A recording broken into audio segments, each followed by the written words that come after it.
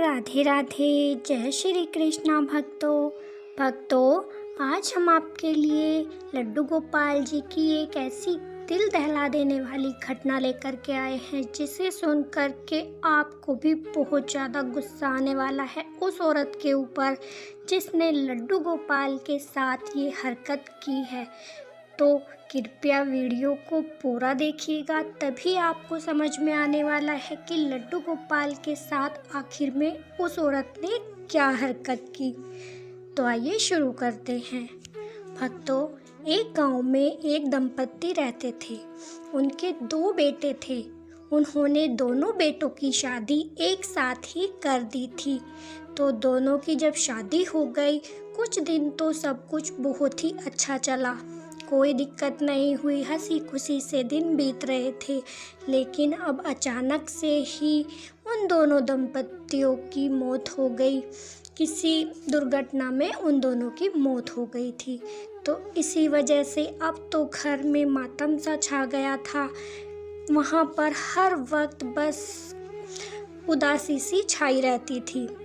इसी दौरान जो बड़ी बहू थी वह अपने पीहर गई और पीहर वालों ने उसे न जाने कैसी पट्टी पढ़ाई कि उसने अलग होने का निर्णय कर लिया।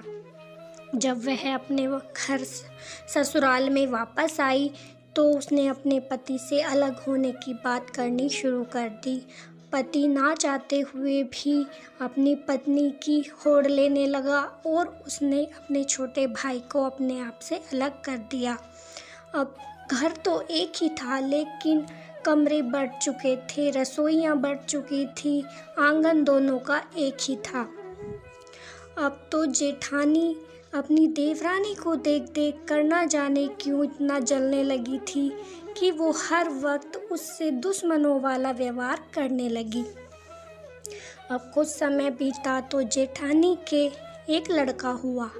लड़का भी बहुत सुंदर था, लेकिन देवरानी को कोई संतान नहीं थी।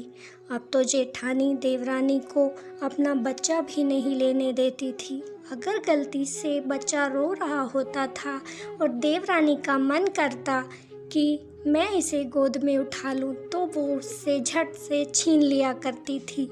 ये सब देख कर के देवरानी को बहुत दुख होता था और वो भगवान से हर वक्त यही प्रार्थना करती थी कि हे प्रभु, मुझसे ऐसा क्या अपराध हो गया कि मुझे आपने कोई संतान नहीं थी।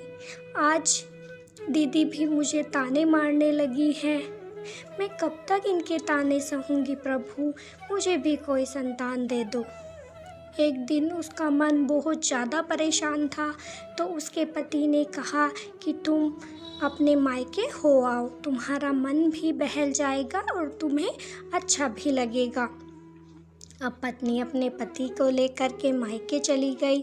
वहाँ पर उसने अपनी माँ को दुखी मन से सारी बातें बताई। माँ, दीदी ससुराल में मेरे साथ बहुत गंदा व्यवहार करती, हर वक्त मुझे ताने मारती रहती हैं, मुझे अपने बच्चे को भी हाथ नहीं लगाने देती। माँ, मैं कब तक ये सब सहूँगी। और ये सब कह कर के वो अपनी माँ के गले लग कर के रोने लगी।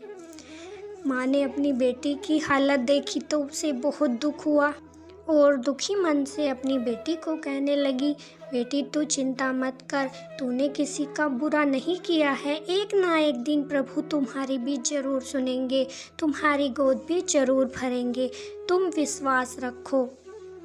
जब माँ ने ये बातें अपनी बेटी से कही तो बेटी को थोड़ा सा अच्छा लगा, लेकिन माँ ने उसे चलते हुए एक छोटे से प्यारे से लड्डू गोपाल भी दिए। कहा कि बेटी, तुम इन्हें अपने साथ अपनी ससुराल ले जाओ और आज से ही इनके साथ कोई रिश्ता बना लेना। देखना, ये तुम्हारे घर में खुशियाँ ही खुशियाँ भर देंगे।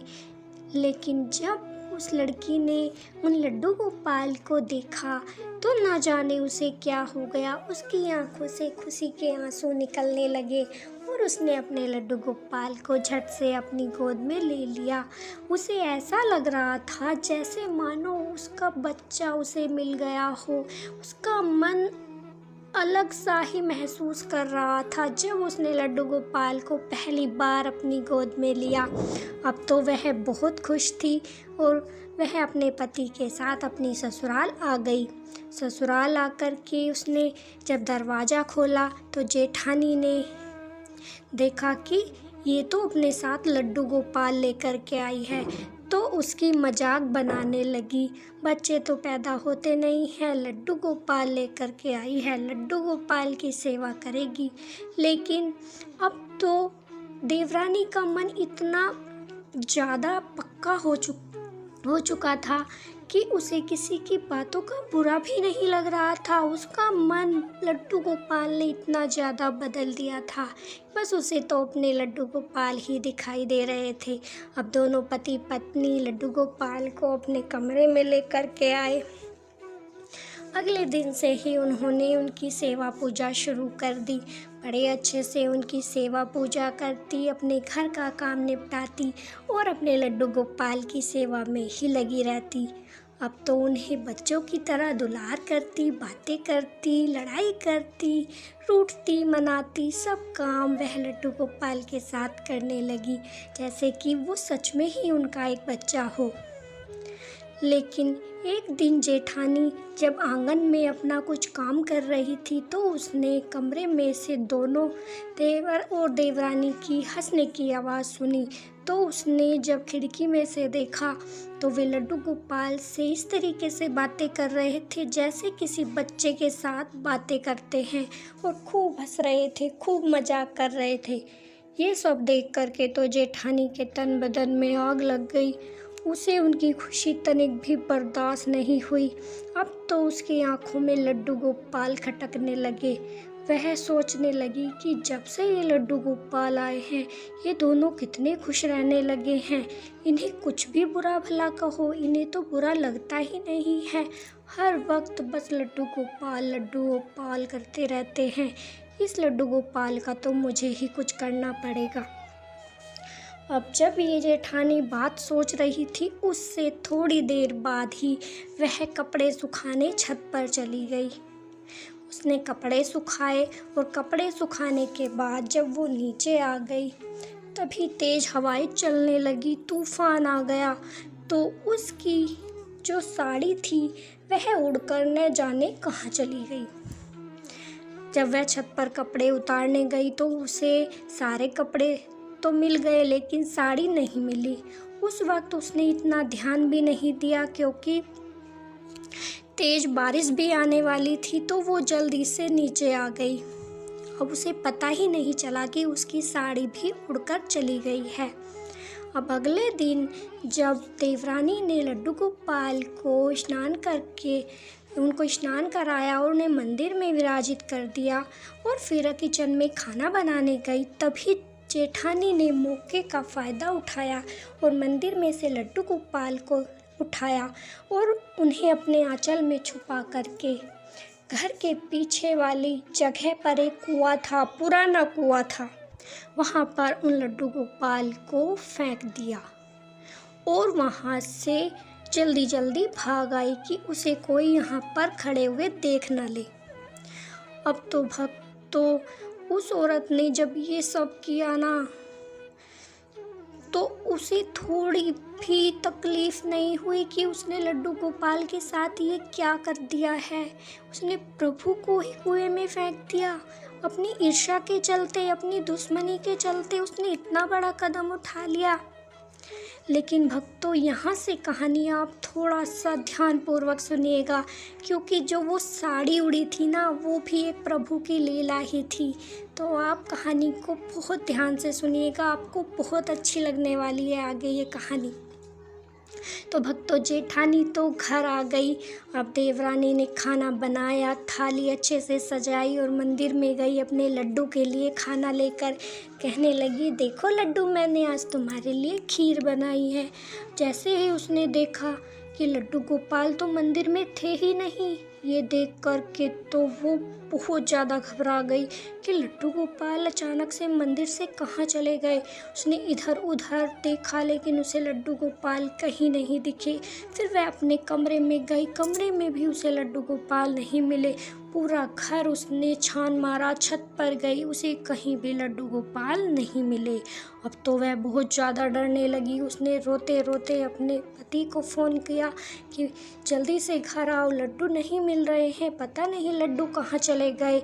पति भी जल्दी जल्दी घर आ गया, क्योंकि दोनों लड्डू गोपाल से बहुत प्रेम करते थे।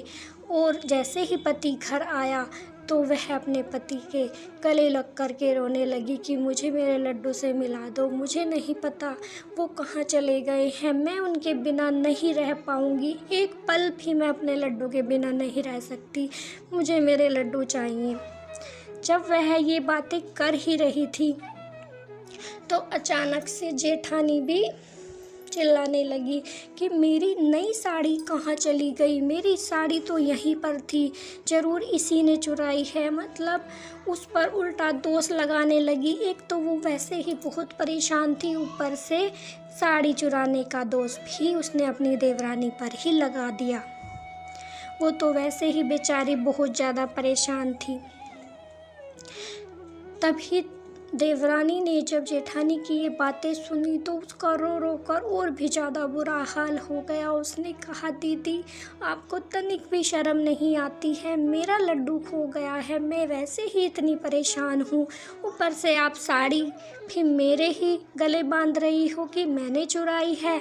मैं ऐसा पाप कभी नहीं करूँगी दीदी, कभी नहीं करूँगी। और वह बहुत ज़ोर ज़ोर से रोने लगी।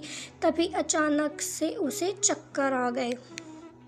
चक्कर आकर के वो ज़मीन पर गिर पड़ी। उसका पति बहुत ज़्यादा घबरा गया कि अचानक से इसे क्या हो गया। वह जल्दी जल्दी भागा और पास के ही डॉक्टर को घर पर बुला कर लेके आया। डॉक्टर ने जब चेक किया तो बोला, परेशानी वाली कोई बात नहीं है, ये सुबह से इन्होंने कुछ भी नहीं खाया है, इसी वजह से इन्हें इतनी तेज चक्कर आ गए हैं। तुम चिंता मत करो, थोड़ी देर आराम करेंगी तो ये ठीक हो जाएंगी, मैंने इनको इंजेक्शन दे दिया है। अब तो डॉक्टर भी चला गया और तभी उन्हें एक सपना आया, क्योंकि वो तो सो चुकी थी। तभी उन्हें एक सपना आया कि लड्डू गोपाल कुएं में साड़ी लटकी हुई है और उसके ऊपर झूले में झूल रहे हैं। जैसे झूला बांध देते हैं और उसमें लड्डू गोपाल को बिठा देते हैं, ठीक उसी तरीके से लड्डू गोपाल उस साड़ी में झूल रहे हैं और कह रहे हैं, मैया मैं यहाँ से गिर जाऊँगा, मुझे जल्दी से ले जाओ मैया, मुझे बहुत डर लग रहा है, मैया जल्दी जल्दी मुझे यहाँ से ले जाओ, यहाँ पर बहुत ज़्यादा अंधेरा है मैया और बहुत ज़्यादा गंदगी है, मुझे यहाँ पर ताई जी ने छोड़ दिया, मैं जल्दी से तुम्हारे पास आना चाहता हूँ मैया। ये सब लड्डू गोपाल बोल रहे थे। जब ये बातें उसने सुनी तो अचानक से ही उसकी आंखें खुल गई और वह ज़ोर ज़ोर से चिल्लाने लगी कि मेरा लड्डू गोपाल कुएं में गिर गया, मेरा लड्डू गोपाल तो कुएं में गिर गया। तभी पति ने कहा, क्या हुआ, तुम इतनी तेज़ से क्यों चिल्ला रही हो, क्या हुआ, क्या बात है। तब उसने सारी बात अपने पति को बताई कि तुम जल्दी चलो, वहाँ पर हमारे लड्डू गोपाल हैं। पति को यकीन ही नहीं था कि क्या कुएं में भी लड्डू गोपाल गिर सकते हैं। जब तुरंत ही वह घर के पीछे वाले कुएं के पास गए तो वहाँ पर सब लोगों ने क्या देखा कि एक साड़ी कुएं के बीचों बीच लटकी हुई है और उसमें एक लड्डू गोपाल बैठे हुए हैं। ये देख करके तो सब लोग हैरान हो गए और जेठानी के तो रोंगटे खड़े हो गए। वह तो पसीना पसीना हो गई कि मेरी ही साड़ी में लड्डू गोपाल कैसे बैठ गए, मैंने तो इनको कुएं में फेंका था लेकिन मेरी ही साड़ी में इन्होंने अपने आप को बचा लिया, वाकई में इनमें तो कोई शक्ति है। और वह घबराहट की वजह से कुछ कह भी नहीं पा रही थी, लेकिन डर तो उसे बहुत ज़्यादा लग रहा था। लेकिन देवरानी को तो सब बता ही दिया था लड्डू गोपाल ने। उसने अपनी जेठानी को कुछ भी नहीं कहा। उसने अपने लड्डू गोपाल को वहाँ से जल्दी से निकलवाया और अपनी गोद में ले लिया और उन्हें बहुत प्यार करने लगी और रोने लगी, मेरे लड्डू तू मुझे छोड़ के कभी मत जाइयो लल्ला, मैं तेरे बिना ना रह पाऊँगी, मैं तुझसे बड़ा प्रेम करती हूँ, मुझे छोड़ के आइंदा कहीं मत जाइयो। ये कहते कहते वह बिलख बिलख कर रोने लगी। अब तो आसपास के लोग जो वहाँ पर खड़े थे उन्हें भी उसके प्रेम ममता को देख कर के आंसू छलक आए और कहने लगे, प्रेम हो तो इनके जैसा। तो भक्तों, लाख चतुराई कर ले कोई तब भी प्रभु जो चाहते हैं वही होता है। अगर हम किसी से घृणा करते हैं, किसी को बुरा समझते हैं, किसी के साथ गलत करना चाहते हैं तो तब तक नहीं कर सकते जब तक उसके सर पे प्रभु का हाथ है, तब तक उसके साथ कोई कुछ भी चाहे नहीं हो सकता। और प्रभु अपने भक्त का जब एक बार हाथ थाम लेते हैं ना, तो वो कभी नहीं छोड़ते, उसकी नैया पार ही लगा देते हैं। भक्तों, उसके बाद कुछ ही महीनों बाद वो गर्भवती हुई और फिर 9 महीनों के बाद उसे एक सुंदर बेटा हुआ। आज वो बहुत खुश है अपने जीवन में। अब उसके पास 2 बेटे हैं, एक श्याम और एक हमारे लड्डू गोपाल। दोनों बहुत खुश हैं। और जेठानी आज भी पश्चाताप के आंसू बहाती रहती है कि उसने लड्डू गोपाल के साथ क्या कर दिया।